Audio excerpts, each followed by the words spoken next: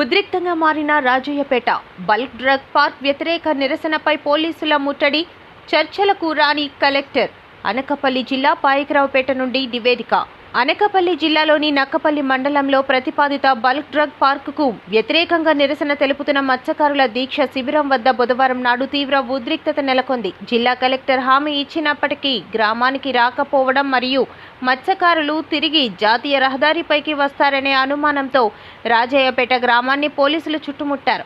Collector హామీ విఫలం. గ్రామ ముట్టడి. గత ఆదివారం నక్కపల్లి జాతీయ రహదారిని దిగ్బంధం చేసిన నిరసనకారులతో మాట్లాడిన జిల్లా కలెక్టర్ శ్రీమతి విజయకృష్ణన్ బుధవారం గ్రామానికి వచ్చి వారి సమస్యను పరిష్కరించడానికి కృషి చేస్తామని హామీ ఇచ్చారు. అయితే బుధవారం కొన్ని అనివార్య కారణాల వల్ల కలెక్టర్ రాలేకపోయారు. దీంతో ఆగ్రహించిన మత్స్యకారులు మళ్లీ నిరసనలకు దిగకుండా నిరోధించేందుకు పోలీసులు భారీ బందోబస్తు ఏర్పాటు చేశారు.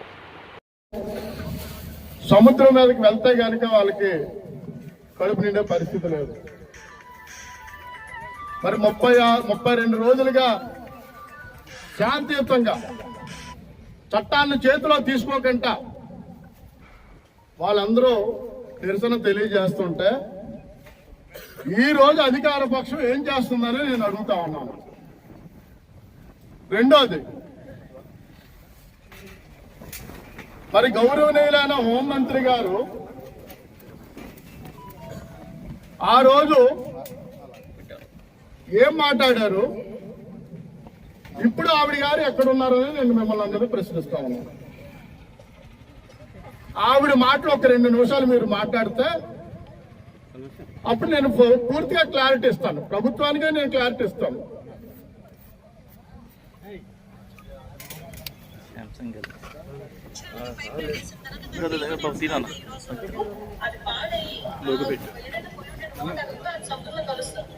దీనివల్ల మత్స్యకారులు ఇబ్బంది పడతారు.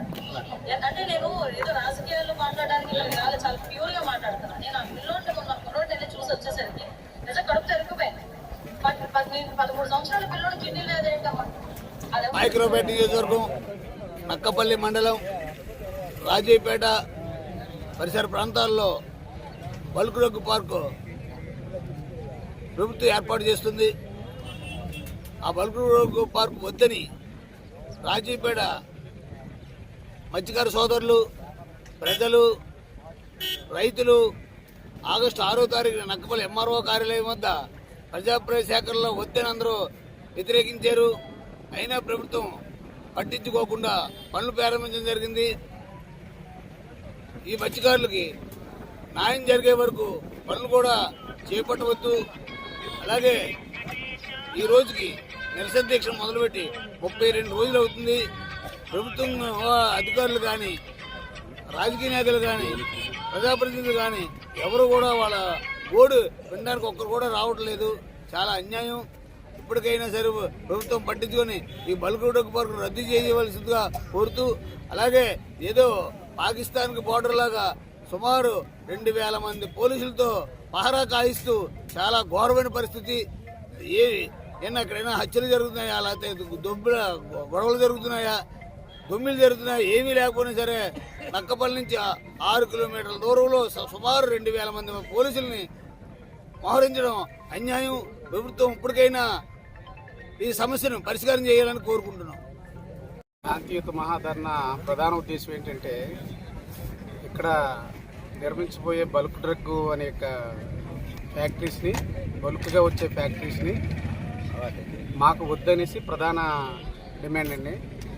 దీనివల్ల వచ్చే ఇబ్బందులు ఏంటంటే, గ్రామంలో ఇప్పటికే వేట తగ్గింది. అలాగే చుట్టుపక్కల విలేజ్లకు వెళ్ళి సంవత్సరంలో ఒక 6 నెలలు బయటికి వెళ్ళి వేటాడుకుంటున్నారు.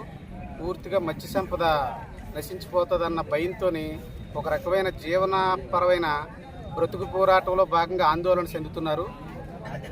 అందువల్ల ప్రభుత్వాలు కొద్దిగా ఆలోచించి ఈ పేద మత్స్యకారులు ఏమైపోతారు, ఎలా బ్రతుకుతారు, బలమైన ఆస్తులు ఉండవు, అటు తిరిగితే సముద్రం తప్ప వేరే తరతరాలుగా 100 సంవత్సరాల నుంచి ఎటువంటి పేదరికంలో మొగ్గుతున్నారనేది ప్రభుత్వాలకు కూడా తెలుసు.